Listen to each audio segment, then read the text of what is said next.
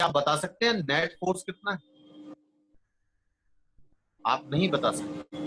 आप इसलिए नहीं बता सकते क्योंकि 5 न्यूटन और 3 न्यूटन अगर सेम डायरेक्शन में लगेंगे तो वैल्यू कुछ और आएगी, अपोजिट डायरेक्शन में लगेंगे तो कुछ और वैल्यू आएगी, एंड सो ऐसी फिजिकल क्वांटिटीज को हम सिंपल अलजेब्रा से ऐड नहीं कर सकते। क्लियर हुआ?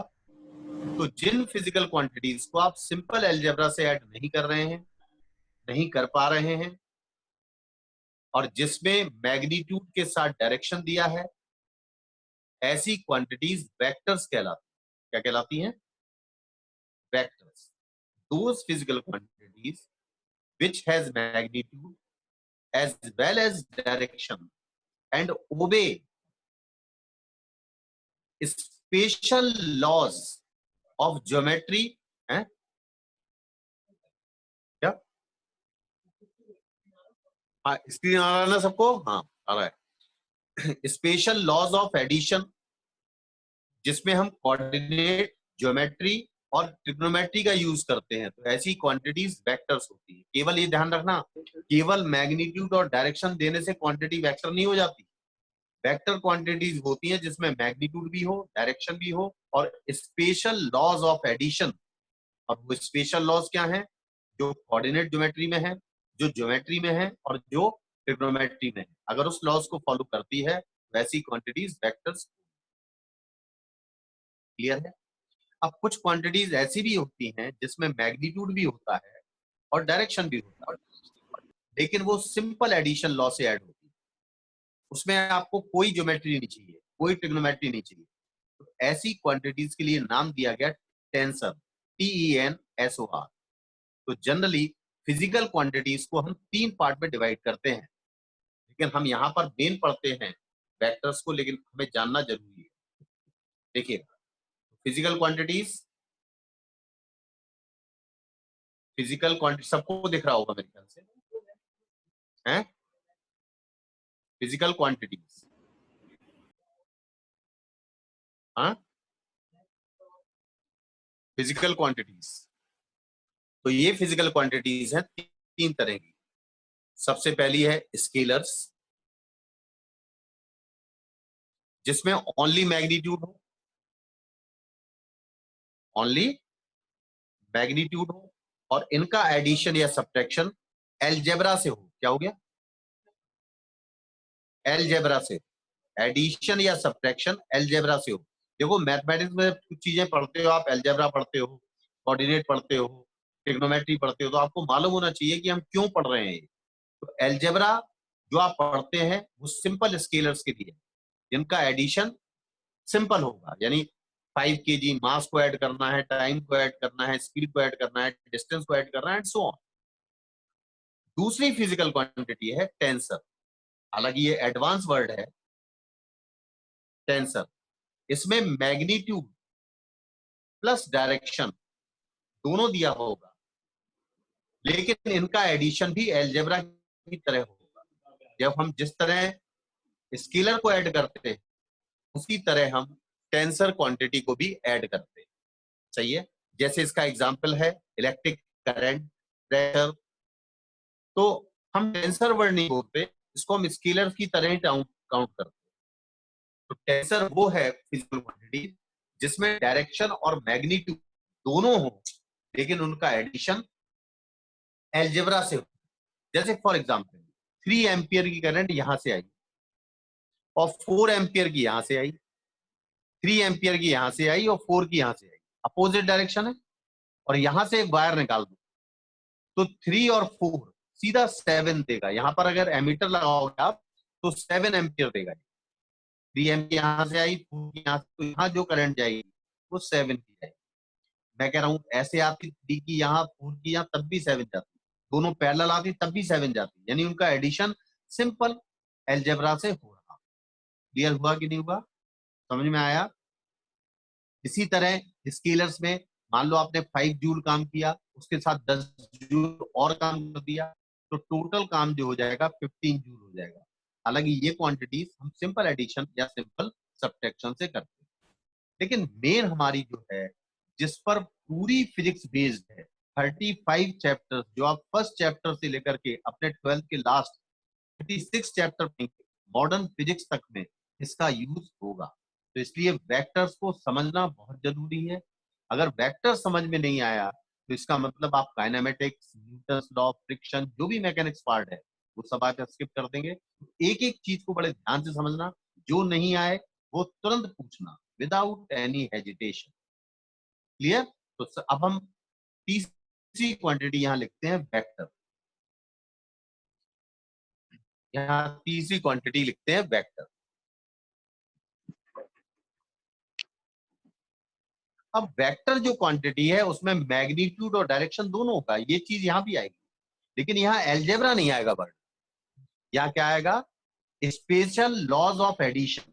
और वो कौन कौन से लॉज हैं जो ज्योमेट्री में और ट्रिग्नोमेट्री में यूज होता है? लिख दीजिएगा, मैग्नीट्यूड प्लस डायरेक्शन एंड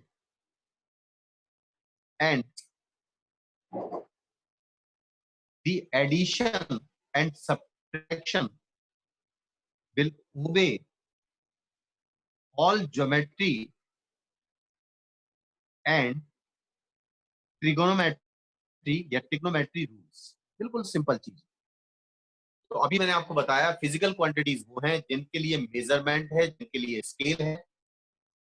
और फिजिकल क्वांटिटीज को 3 पार्ट में डिवाइड किया, scalar, tensor and vector. Scalar और टेंसर लगभग सेम है, बस टेंसर में मैग्नीट्यूड और डायरेक्शन दोनों होता है, लेकिन उनका एडिशन बिल्कुल स्केलर्स की तरह होता है। अच्छा, तीसरी क्वांटिटी है वेक्टर, जिनका एडिशन सिंपल मेथड से नहीं। मैग्नीट्यूड क्या होता है? जब मैग्नीट्यूड का मतलब है न्यूमेरिकल वैल्यू के साथ एक यूनिट अटैच हो जाए, और जैसे ही यूनिट अटैच होती है इसका मतलब वो क्वांटिटी वेरीफाई हो जाती है कि वो क्वांटिटी है क्या। जैसे ही आपने यूनिट को अटैच किया, केजी, आप समझ गए ये मास है।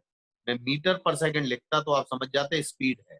आप सेकंड लिखते तो आप तुरंत समझते ये क्या है। ये एम्पियर लिखते तो समझ जाते। यानी न्यूमेरिकल वैल्यू के साथ यूनिट अटैच है, दैट इज मैग्नीट्यूड। मैग्नीट्यूड तो तीनों में कॉमन है, डायरेक्शन, टेंसर और वेक्टर में कॉमन है, लेकिन एडिशन या सब्ट्रैक्शन के स्पेशल रूल्स वेक्टर्स में होंगे। बात क्लियर हो गई? मेरे ख्याल से बात समझ में आई होगी। हेलो हेलो हेलो, आवाज रिप्लाई करो प्लीज, प्लीज रिप्लाई। हाँ, यस सर। जैसे ही मेरा ये खत्म होता ना, जैसे ही मैं साफ करने से पहले मैं एक बार जरूर पूछूंगा, आप लोग बोले हाँ समझ में आया, नहीं आया तो तुरंत बोलिए, मैं हल्का समझा दूंगा। बिल्कुल हेजिटेशन नहीं चाहिए, ठीक है ना? क्लियर है? चलिए आगे बढ़ो। अब ध्यान रखो कि भाई हम पहचानेंगे कैसे कि ये फिजिकल क्वांटिटी वेक्टर है या स्केलर है। कोई फिजिकल क्वांटिटी दी है, आपको नहीं मालूम ये वेक्टर है या स्केलर है। मान लो उसने लिख दिया क्वांटिटी ए। अब ना, हाँ क्या बोलिए बोलिए, आवाज नहीं आ रही, क्या समझ में, क्या बोल रहे हो? आवाज कट रही है आपकी। पता रहेगा, साइन लगा होगा। हाँ तो बता रहा हूँ, वो सब बताऊंगा, चिंता मत करो। ठीक है, मैं बता रहा हूँ, हर चीज बता रहा हूँ, डोंट वरी। मैं बिल्कुल बेसिक से स्टार्ट करूंगा, जहां भी समझ में नहीं आ रहा बहुत ऊपर तक ले जाऊंगा, डोंट वरी। आईआईटी एडवांस तक के क्वेश्चन मैं कराऊंगा, लेकिन अभी आप 10th के बाद 11th में आए हैं, पहले आप कंफर्टेबल हो जाए, आप जाने उस चीजों को क्या है। ठीक है ना? बात समझ में आ रही है? आप चीजों को जानो, यस सर। इन चीजों, आप चीजों में इंटरेस्ट बनाओ। मगिंग नहीं करनी हमें, बिल्कुल मगिंग नहीं करनी, कहीं भी मगिंग। पूरी फिजिक्स में 1% पार्ट होगा मगिंग का, जो आईआईटी पूछती नहीं है, नीट पूछता नहीं, सिर्फ आपके बोर्ड वाले पूछते हैं। ठीक है, वो भी बताऊंगा, सब चीजें बताऊंगा। साफ करूं ये? सबने नोट कर लिया भाई? और क्लास 2 होगी, पहली क्लास होगी, उसके 10 मिनट बाद दूसरी क्लास भी होगी, तो आप सेम आईडी पर दोबारा लॉग इन कर देना आफ्टर 10 मिनट्स। ठीक है ना? अभी 40 मिनट्स का ये क्लास होगी, उसके बाद 40 मिनट की दूसरी क्लास होगी, तुरंत 10 मिनट बाद। चलिए, तो भाई कोई भी फिजिकल क्वांटिटी, जैसे आपकी किताब है, किताब में कई जगह, जैसे मान लो कोई क्वांटिटी ए दी है, क्या दी है? कोई क्वांटिटी ए, और उसको बहुत बोल्ड से बनाया है, बहुत बोल्ड लेटर्स, या बोल्ड लेटर से नहीं बनाया और सिंपल ए लिखा है, तो इसके ऊपर एक एरो लगा दी। जैसे ही एरो लगता है तो आपको ये बात क्लियर हो जाती है कि भाई ये इसका एडिशन या सब्ट्रैक्शन सिंपल मेथड से तो नहीं होना है, या बहुत डार्क में लिखा है वो भी वेक्टर। ठीक है, मैंने आपको कल बताया था कि जैसे आप घर से बाहर निकले, आप आपको दिखा भाई एक पुलिस वाला, आपने कहा ये पुलिस वाला है, ये नेवी का है, ये पायलट है, तो आप कैसे पहचानते हो? ड्रेस से। तो ड्रेस ही है समझ लो आप। जब आपने इसके ऊपर एरो लगा दिया तो ड्रेस बन गई, यानी आप समझ जाओगे भी ये फिजिकल क्वांटिटी एक वेक्टर है और हम इसका सिंपल मेथड से एडिशन नहीं कर सकते। ठीक है ना? क्लियर है? ठीक। अब सुनो, अब जैसे मैं बोलूं आपसे, आप सिंपल बनाते हो कि डायरेक्शन भी बनाना है, हर चीज बनानी है। मैंने बोला ये ईस्ट है,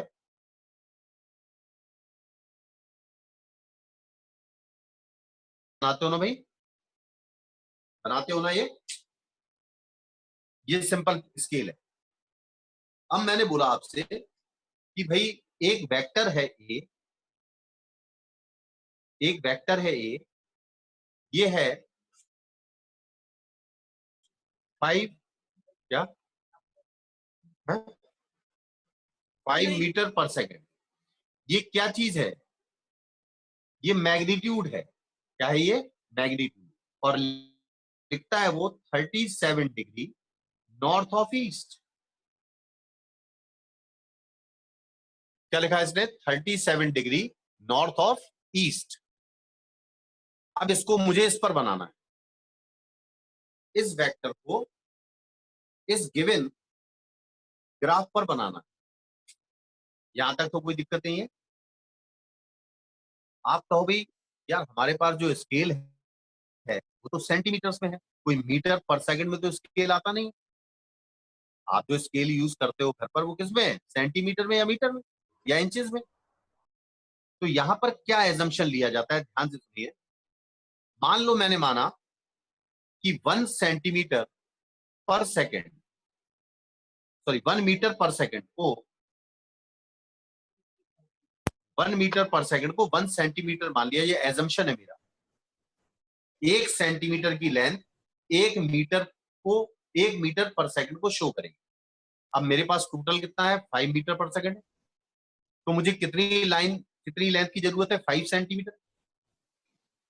मतलब 5 सेंटीमीटर की लाइन क्या मेरा 5 मीटर पर सेकेंड शो कर देगी? ठीक है, लेकिन मुझे डायरेक्शन भी देखना है। डायरेक्शन कितना है? 37 डिग्री नॉर्थ ऑफ ईस्ट। इसका मतलब होता है ईस्ट से नॉर्थ की तरफ डायरेक्शन है और वो ईस्ट से 37 डिग्री बना रहा है।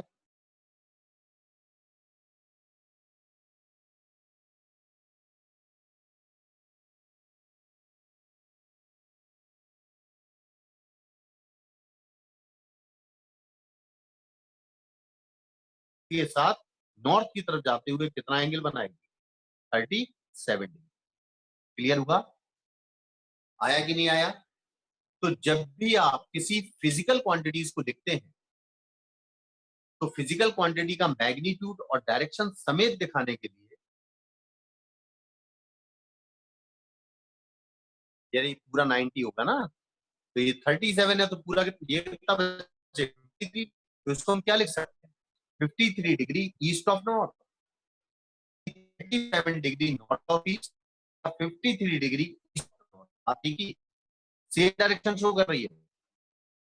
हुआ? आया कि नहीं आया? समझ में आया? अच्छा सुनो, अगर मुझे सिर्फ पे का मैग्नीट्यूड दिया है, ऐसे भी लिखता है, कैसे लिखता है देख बताता हूं। मान लो ये उन्होंने लिखा वेक्टर ए का मैग्नीट्यूड। क्या है वेक्टर ए का मैग्नीट्यूड? 5 मीटर पर सेकेंड है। ध्यान दो, अब यहां डायरेक्शन नहीं दिया जाएगा, डायरेक्शन नहीं दिया जाएगा, वेक्टर ए का मैग्नीट्यूड दे रहा है। क्या दे रहा है? वेक्टर ए का मैग्नीट्यूड। तो किसी भी वेक्टर का मैग्नीट्यूड सिर्फ वैल्यू होगी, यूनिट के साथ, और वो स्केलर बन जाएगा। क्या बन जाएगा? स्केलर। अगर किसी वेक्टर का सिर्फ मैग्नीट्यूड दिया है, डायरेक्शन नहीं दिया है, तो यानी वो क्या है? स्केलर बन गया। यानी वेलोसिटी एक वेक्टर है लेकिन स्पीड एक स्केलर है। स्पीड में क्या चाहिए? सिर्फ मैग्नीट्यूड। तो अगर वेलोसिटी का सिर्फ मैग्नीट्यूड दिया है तो क्या बन चुकी है? स्पीड। ध्यान रखिएगा, मैग्नीट्यूड के लिए हमें दो लाइन ड्रॉ करनी पड़ेंगी, ये मैग्नीट्यूड को शो करती है।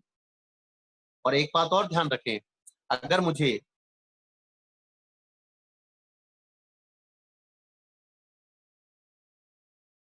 ए का मॉड सिंपल ए हो जाएगा, इसके आगे कोई ऊपर कुछ नहीं लगाओ, कुछ भी नहीं लिखो, बस ये अपने आप सिद्ध हो जाएगा, अपने आप प्रूव हो जाएगा, ये स्केलर बन चुका है। क्लियर हुआ कि नहीं हुआ? सबने नोट कर लिया भाई? हेलो, ये पेज खत्म हो गया है, सबको समझ में आया? हेलो, समझ में आया? अरे समझ में आया? जब आईआईटी में सिलेक्शन हो जाएगा या किसी में सिलेक्शन हो जाएगा तब ऐसे ही चुप रहोगे? रैगिंग होती है बड़ी जबरदस्त। आप मुझे तो रिप्लाई करो, हर चीज समझ में आ रही है? पास तो नहीं लग रहा है? नहीं सर। Very good. चलिए, तो आप समझे मैग्नीट्यूड ऑफ वेक्टर क्या होता है? स्केलर। किसी भी चीज का मैग्नीट्यूड कभी भी नेगेटिव नहीं होगा, सही है? मैग्नीट्यूड ऑफ वेक्टर क्या बन जाता है? स्केलर। और स्केलर बनने के बाद एरो लगाने की कोई जरूरत नहीं है। क्लियर हुआ? ये समझ में आया रिप्रेजेंटेशन? क्वेश्चन नोट कर लो, अपने घर पर करना।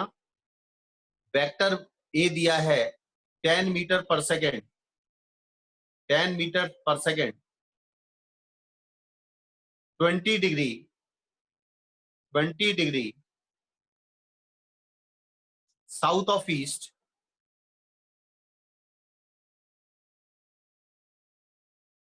Then how can be right it's second term? जैसे मैंने बोला 37 डिग्री नॉर्थ ऑफ ईस्ट या 53 डिग्री ईस्ट ऑफ नॉर्थ, इसी तरह दोनों एक्सप्रेशन आपको लिखने हैं।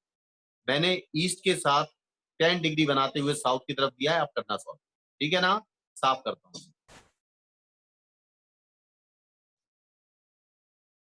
चलिए देखिए,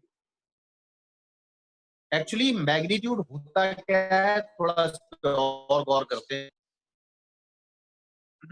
जब भी मैं वेक्टर बनाता हूं तो वेक्टर का एक ओरिजिन होता है, स्टार्टिंग पॉइंट, और एक होता है कहां डायरेक्टेड है, ये कहलाती है टेल।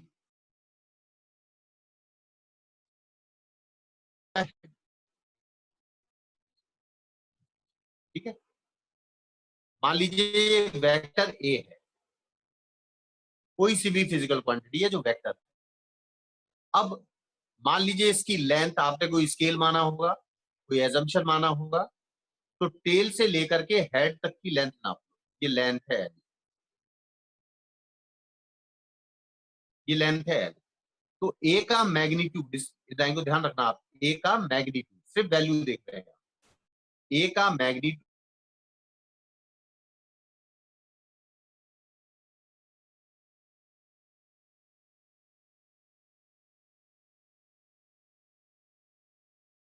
ये एजम्पशन क्या है? जैसे मैंने पहले बताया आपको, 1 सेंटीमीटर को आपने 1 मीटर पर सेकंड माना तो वो एजम्पशन है।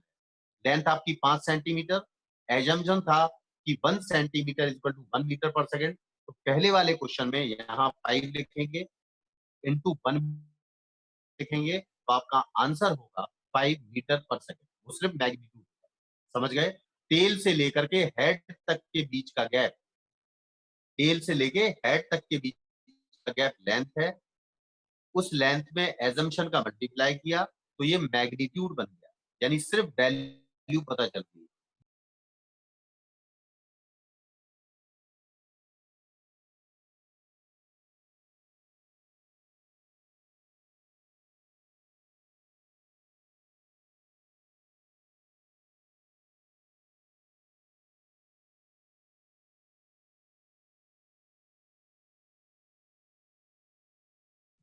₹25 इस वेक्टर क्वांटिटी का मैग्नीट्यूड आ गया। और मान लो ये थीटा दिया है, क्या दिया है, थीटा। इसको क्या लिखा जाएगा, theta, theta angle theta positive, angle theta positive with x. और अगर ये नीचे होता तो माइनस थीटा हो जाता। क्या हो जाता है ये, क्योंकि हम एंटी क्लॉकवाइज एंगल जो लेते हैं पॉजिटिव, और नीचे की तरफ जो एंगल लेते हैं वो नेगेटिव। क्लियर हुआ कि नहीं हुआ, आया समझ में। तो जब भी किसी वेक्टर का मैग्नीट्यूड निकालना है, जब भी किसी वेक्टर का मैग्नीट्यूड निकालना है, तो आप उसकी लेंथ देखें टेल टू हेड की, इनटू जो एजम्पशन है उसका मल्टीप्लाई कर दें, तो you can get the magnitude. Clear हुआ कि नहीं हुआ, आया समझ में, आ रहा है ना, Yes, sir. बिल्कुल अच्छी तरह आ रहा है, आया ना, Yes, sir. Very good. बिल्कुल इस तरह समझते रहो आप लोग धीरे धीरे आगे। अच्छा, अगर मान लो मैं आपसे कहता कि भाई एक 5 न्यूटन का फोर्स यहां है और एक 5 न्यूटन का फोर्स अपोजिट ऐसे लगा है, नेट फोर्स कितना है, अरे नेट फोर्स कितना है भाई, 0. जीरो होगा ना, अरे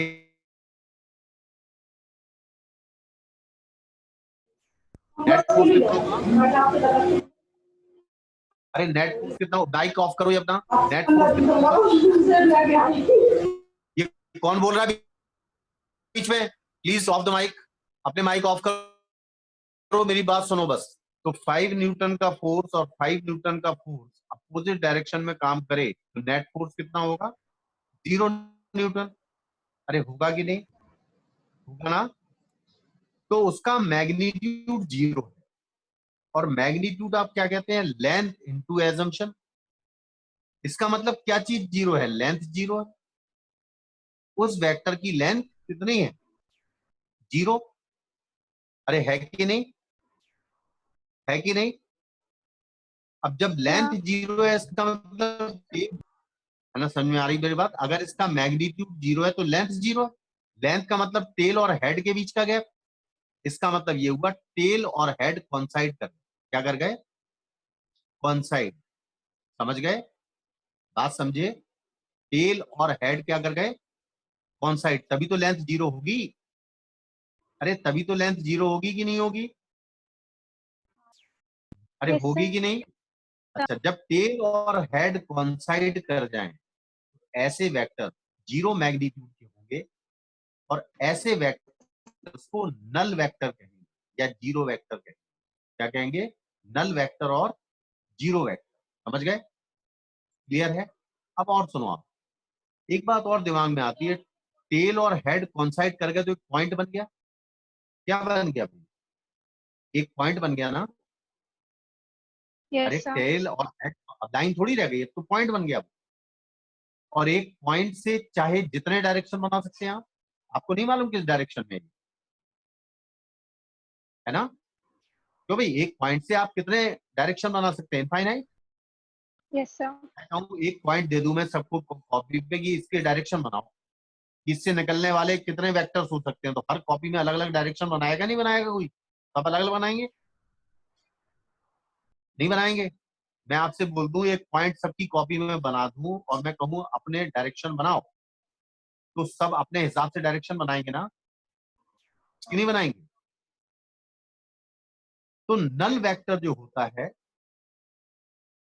ये किसी भी आर्बिट्रेरी, मन चाहे, आर्बिट्रेरी का मतलब मन चाहे डायरेक्शन में हो सकता है, और इसका मैग्नीट्यूड 0 होता है। इस चीज को लिख लिया, a null vector has zero magnitude in any arbitrary direction, in any arbitrary direction, arbitrary मतलब in any direction।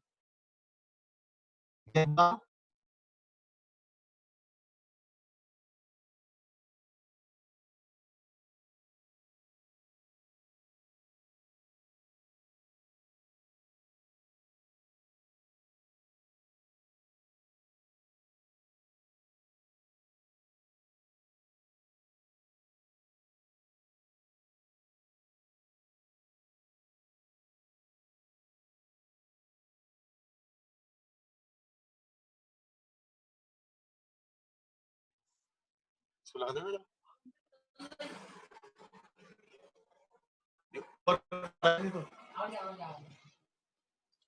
हाँ ये उल्टा हो गया है, उल्टा आ रहा है,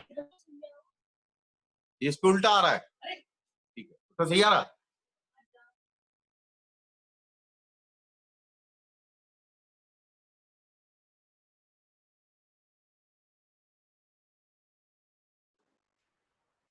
अब ये दिख रहा है ना सबको, सबको दिख रहा है? हाँ ठीक है, साफ कर दूं, ये साफ कर दूं, सबने लिख लिया, नोट कर लिया? हाँ अब दो तीन चीजें मैं इंफॉर्मेशन दे रहा हूं, उसके बाद तो हम मैथमेटिकल अप्रोच पे आएंगे। एक बात ध्यान रखें, मान लीजिए ये वेक्टर है ए, ठीक है, ये वेक्टर इसके पैरेलली है, ये वेक्टर थोड़ा बड़ा बना दिया लेकिन पैरेलल है, ये वेक्टर अपोजिट कर दिया, ये वेक्टर भी अपोजिट है।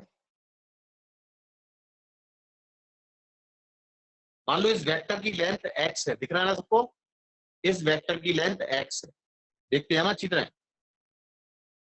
इस वेक्टर की लेंथ x है